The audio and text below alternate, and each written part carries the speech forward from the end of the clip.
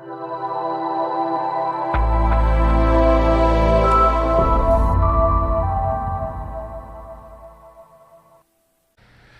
YouTube, this is BUB'S Comics coming at you with a quick comic haul.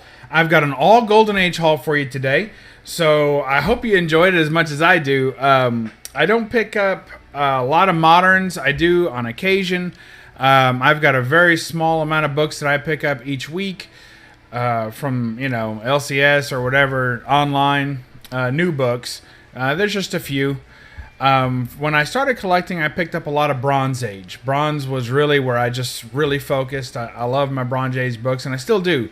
But I've got a ton of them. So this past year, I've kind of been refocusing a little bit more on my Silver Age collection because I feel like that was a pretty big gap in my overall collection. So, but I've never stopped hunting Golden Age. So I've been looking at these for a long time, and there was one in particular character that I've been trying to get a good, well-presenting for my collection copy of, and I finally did. So that's going to be in here today. So it's all gold today, or Atomic Age, whatever you like. So here we go. Let's make me small and get to the haul. Whoa, there it is. Hey, that was pretty smooth. First off, you can't go wrong with a big old Dick Tracy. Here, check that out. This is Dick Tracy number 29. Actually, if you're looking this up, you're going to have to look it under Dick Tracy Monthly. Even though it says Dick Tracy Comics Monthly, it's actually Dick Tracy Monthly. And some good Chester Gould art there. So you see good old Dick's coming out of the hatch there. He's got a guy behind him there. You see that. And he's battling the Brow in this one. It says, Dick Tracy matches wits with the ruthless killer, the Brow, in an action-packed mystery thriller. Some good girl art there, too, from Chester Gould. I like Chester Gould. I have to say that for all the crime books and things like that, I really like Dick Tracy the best. I think he's fantastic. I love his demeanor. I love the action. A lot of death and blood in these early ones that were kind of just reprinting comic strips. So good stuff. You gotta love that cover. That's just fantastic. And check out the Brow, man. That guy's having a tough time picking up dates. I promise you that. Holy cow. She's looking nice. So look at the little red dress or red top, I guess, with the buttons there. Really cool. I just love the art style, everything about it. This one's from 1950.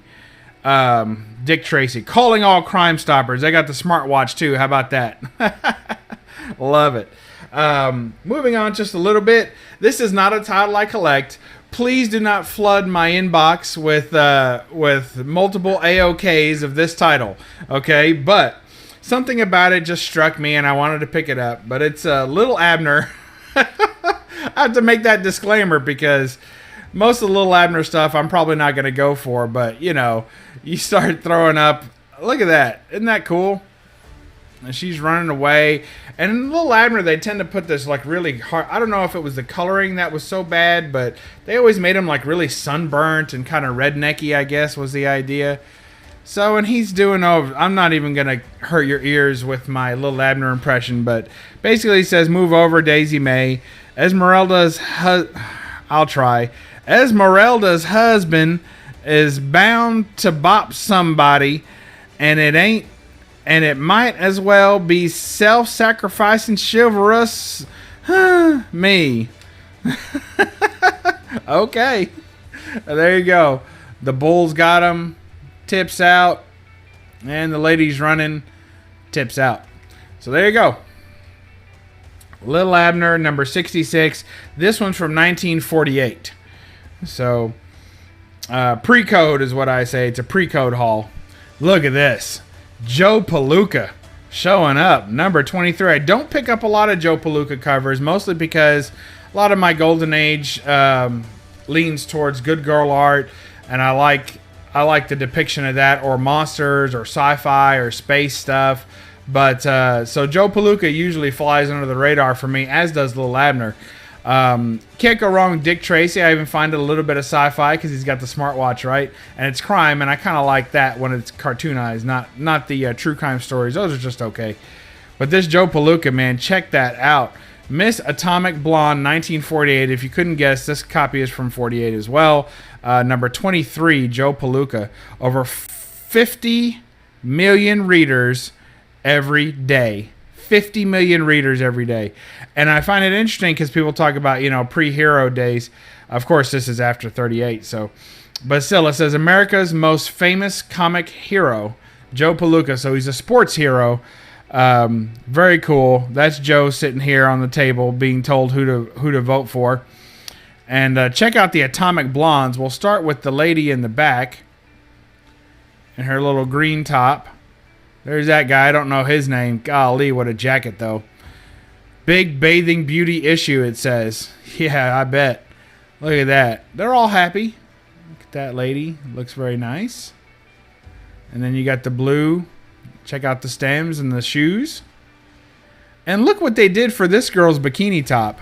Now, I'm not going to say that, I don't know. Just look at it. I'm sure those are supposed to be rose petals, but I feel like they slipped one in there. What do you think? Leave your opinion in the comments below. I believe that they're pulling a fast one here with that.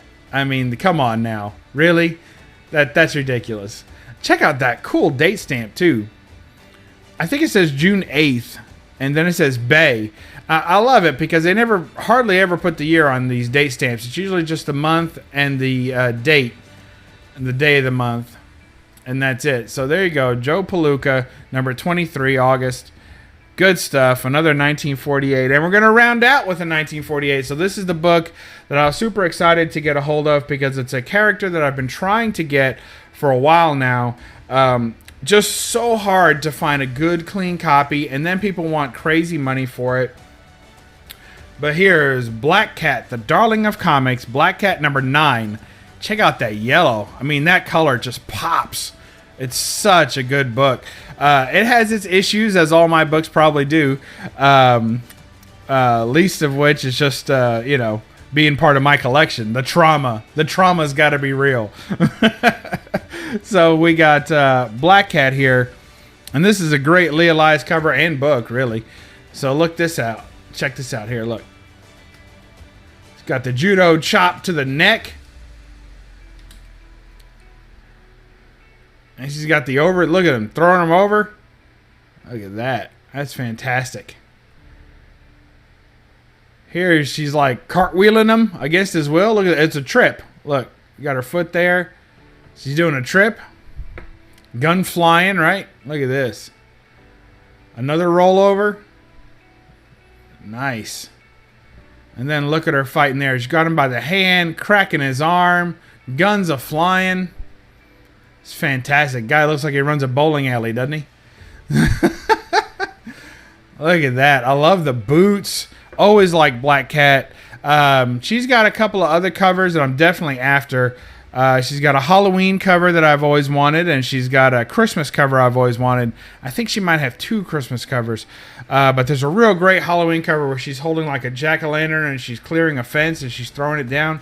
It's absolutely fantastic. I'd love to have that one. I rarely see a Black Cat cover that I don't want, and this one was no exception. But I've been wanting to get her in the collection. I think she belongs in my collection for sure. It's fantastic. Another Harvey book. Were these all Harveys? Wait a minute. Harvey.